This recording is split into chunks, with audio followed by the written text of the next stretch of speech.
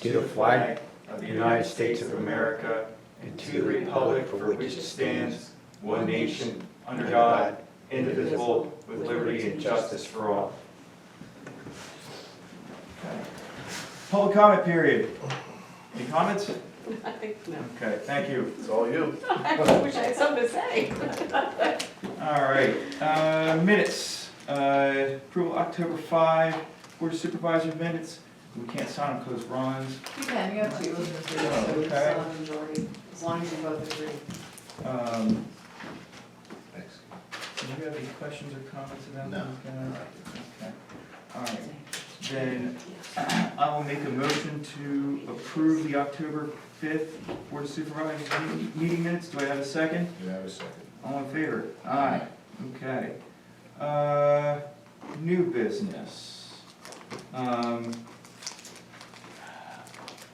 Do you want to go into this first, or do you want to talk about the tax, or not tax, The misinformation, yes. that's fine, I can cover that. So we had a letter that was distributed by a resident to other members of the community, and it includes misinformation. Would you like to address Sure, that? just to clarify, a letter was sent out to the community, and one of the things that it said was that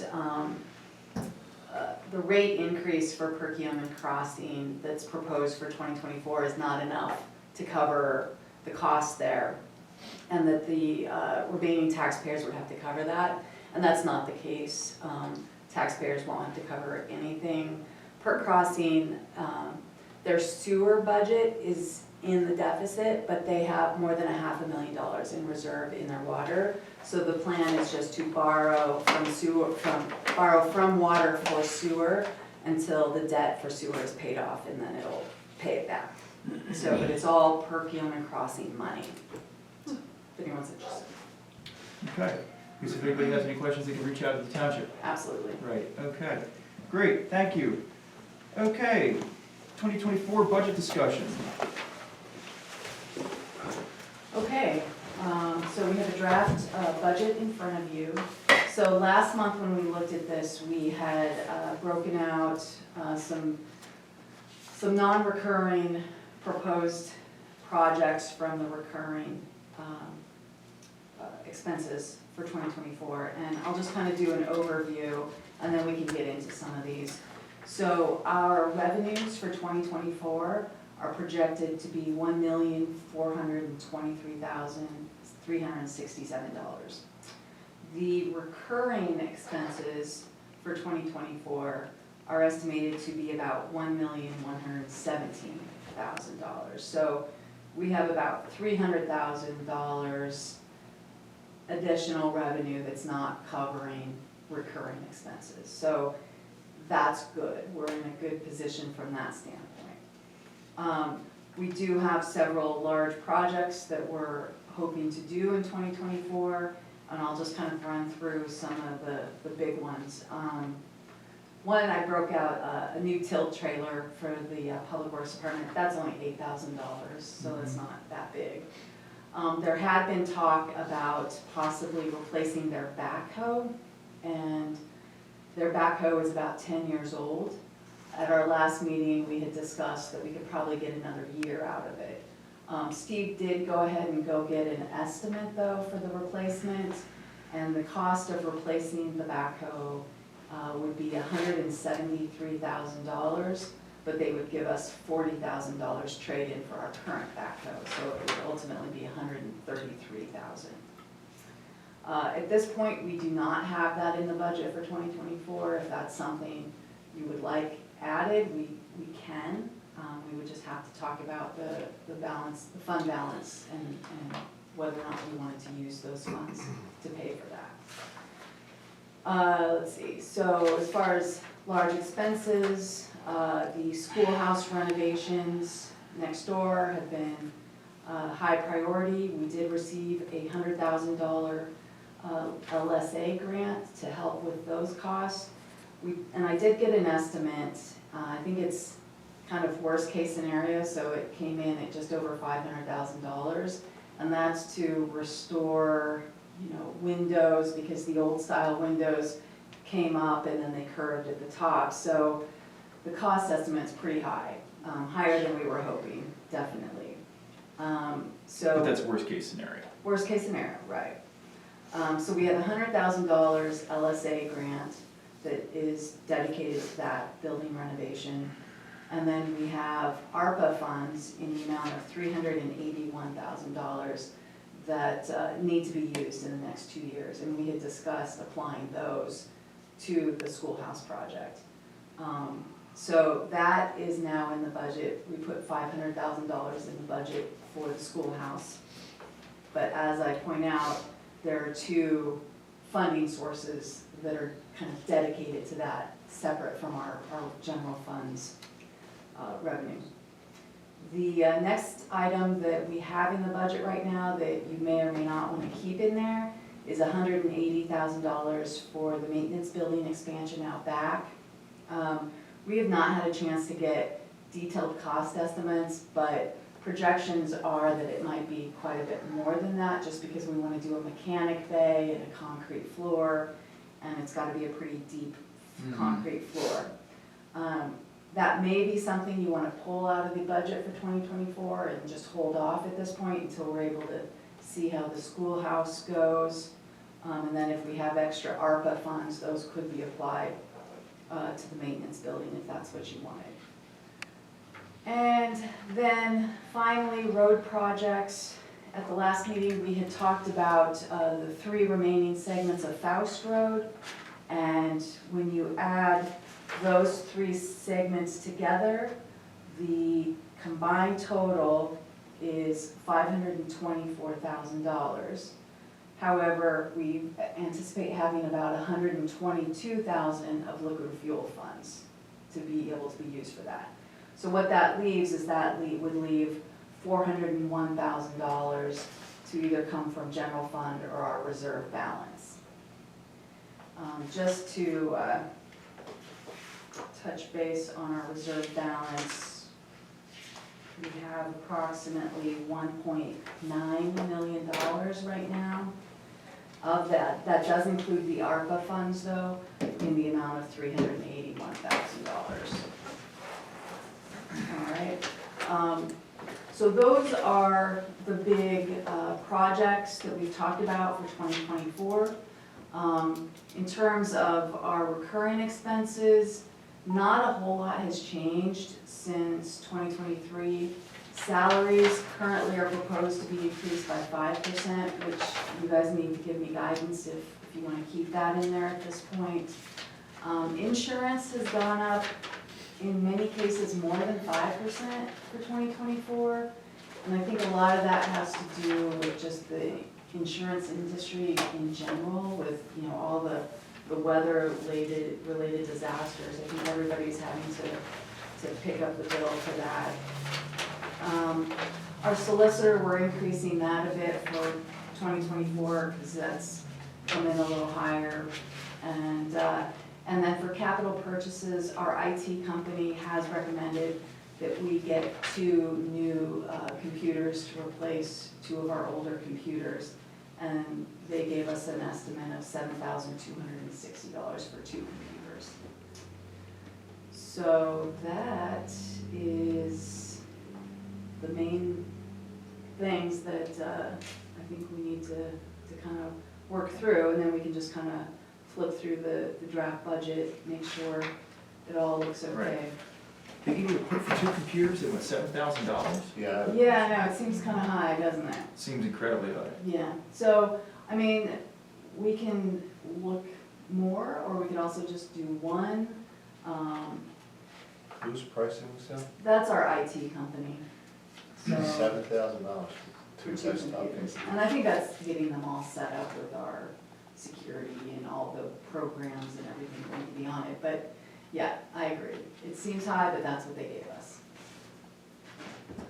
Yeah, I would say you might want to look into that a little further. Mhm. Let's, get a couple other bids Yeah, so I mean, and see what, I don't know what the work is, I'm sure they gave you they gave me some pretty limited information. I mean, we could put a lesser amount in there for that line item and see if we can get something less if you want. I just haven't had a chance to go out and shop for computers, it's not really Right. my specialty. Single screen, multiple screen, triple screens, what do you, It's, I think you it's don't even just- need a screen, it's just, they Yeah, I think already we have have display.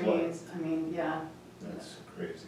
So, Lives. yeah, it would make me ask questions like, if they're charging $7,000 for 2 new computers, what, I mean, how, we've gotta look at the rest of the pricing.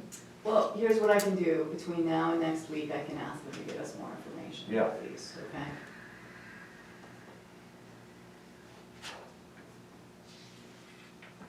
Okay. All right.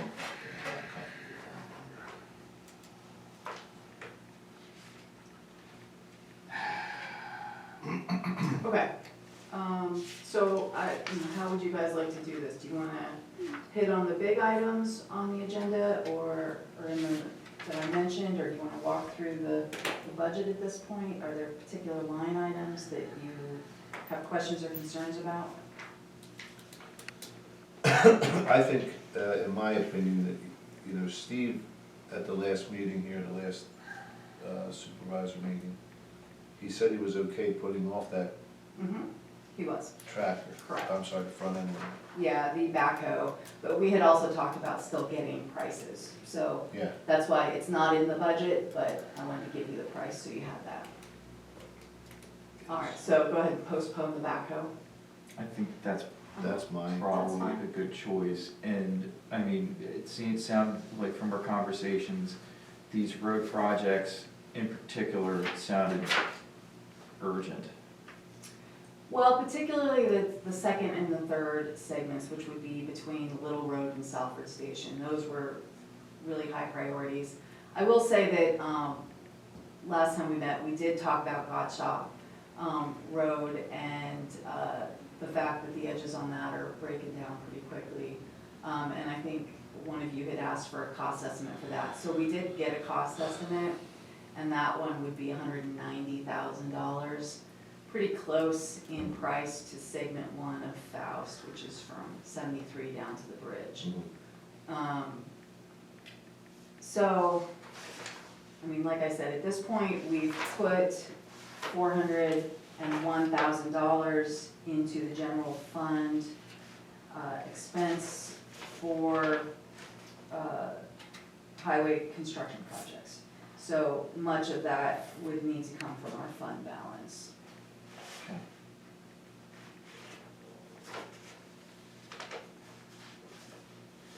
Well, the two things that you hit on that I would like to discuss, obviously, is we'll push off the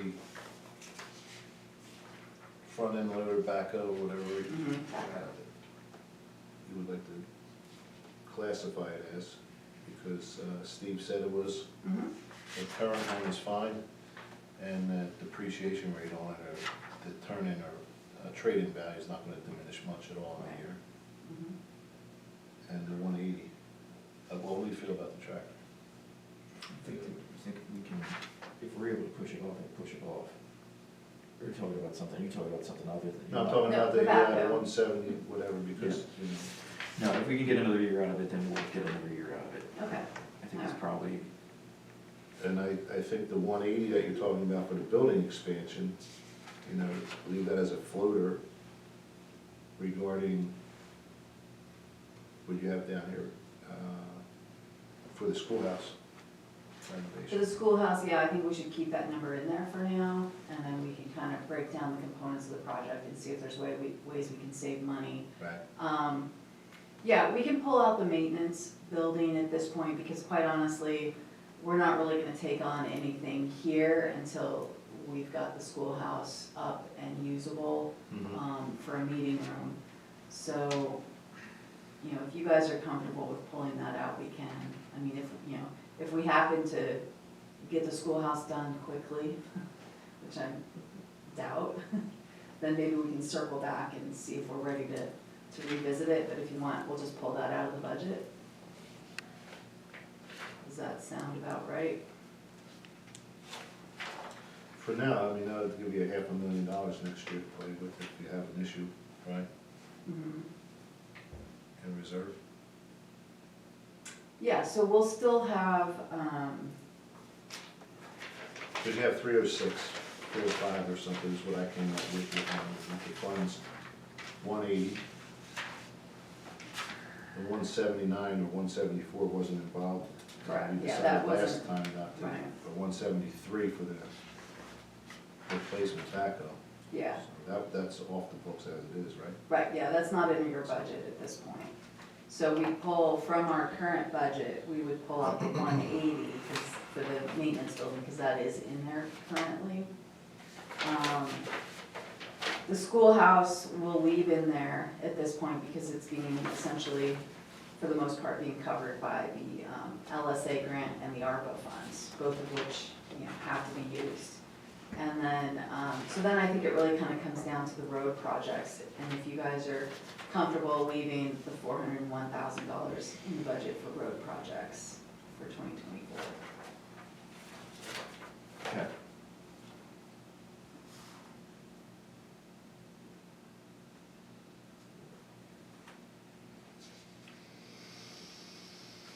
I mean, essentially, because we have about $300,000 in the general fund that's not applied to the reoccurring expenses, the bulk of that would be applied to the road projects. So really, if these numbers, you know, if the costs come in at that number, then we really would only be depleting our reserve fund by about $100,000 for the road projects, Okay.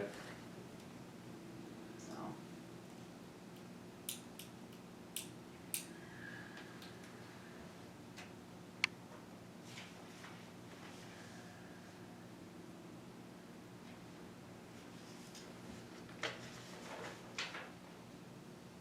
And if we do go ahead and keep that $401,000 in the general fund, it does, we don't have to commit completely to all three segments of Faust. If you guys decide segment one, which is from Route 73 to Scioto, is a lower priority than Gotcha Road, because they're so similar in price, we could flip them, and you could choose to do Gotcha along with segment 2 and 3 of Faust. Do we think that Gotcha is a higher priority than segment one? I think Steve does, and we can ask him that next week. Okay. But at this point, in terms of, you know, the budget, if we keep the $401,000 in there, we're pretty close. Yeah. And then you guys, in the new year, can decide, you know, which portions you want to include in your road projects. All right. I think that's probably, that gives us that flexibility. If I was going to make a call based on this conversation, I would say we would prioritize segment 2, 3, and Gotcha. Mhm. Yeah, but I think we should wait for Steve. Yes. And just make sure he, you know, and Norm, we can have Norm here next week if you want, Yeah. and the two of them can discuss it. I know part of the reason why it's this, that Goshawk is as high as it is because it's gonna require going around the corner onto Perkiomenville and doing some work in the ditch along there, so we're gonna have to get some PennDOT permits to really make sure that that intersection is good for long-term. Okay. All right?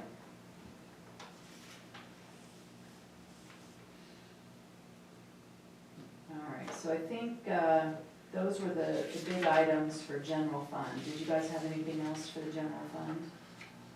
I don't think so. Okay. All right, so we'll make that adjustment and pull out the maintenance building at this point, and leave everything else as it is? Yeah. I'm fine with I that. think it's okay. Okay. So we can just flip through the funds here if you want. Fire fund, it's written on the next sheet, but it's really emergency services. We had discussed with the attorney before that Tom would recuse himself in terms of allocating the tax funds on this. The way that it's set up, the board had decided a couple years ago, I think it's been close to 2 years now, is that you would essentially sort of give a flat amount of approximately $5,000 to the ambulance service, and then the remainder of the emergency services property tax would go to the fire company, and for 2024, that's estimated to be $39,600 for the fire company, and then approximately $5,000 for the ambulance. So Sean, do you wanna stick with that proportion at this point? I think that's fine. All right, on to the water fund. So, we went ahead and adjusted revenues to reflect a increase of $2 to the flat fee and a $2 increase per 1,000 gallons of usage. It looks like it's going to be approximately $26,000 of additional revenue per year. One thing that, what we also did for the water fund is, we went ahead and put the full amount of the water upgrade project in there. We put it in as $1.5 million. And, so the budget is based on that. Because we anticipate that the study will be done in the next few months. Hopefully we can go out to bid late spring, summer, and if we get a grant by then we can move forward with construction. If not, we'll hold off until we hear about the grant. Just so you guys know, we're applying for $1 million grant through the state local share program to help with a water upgrade project in Perkiomen Crossing. And the project overall is $1.5 million. And so we're gonna see if we can get $1 million grant for that.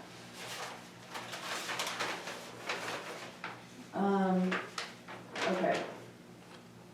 So a couple things. One, we did have a question about bank charges and fees.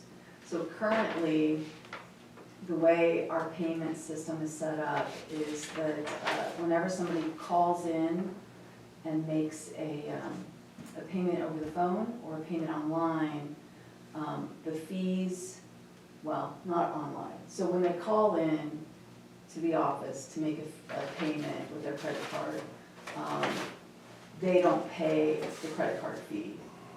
That just gets billed to the water fund and the sewer fund. One suggestion is, as we do this transition, that when somebody calls in and pays with a credit card, or if they pay online, they should absorb, the fee should go to them for that transaction. Looking at the budget in 2023, I think it's about $1,500 a year that the water and sewer fund absorb in these fees, because they're not passed to the people who make those charges. So I guess I'd like to get some direction from you guys as to whether or not, when somebody makes those types of payments, if they just have to pay the fee at that time. Or if you're okay with having it absorbed by the water and sewer fund. I mean, I think that, if they're using that service and it incurs a fee, I think that's, a personal choice to do that, correct? I think so, and I don't think it's fair to the other residents in the development who paid by check or cash, and to avoid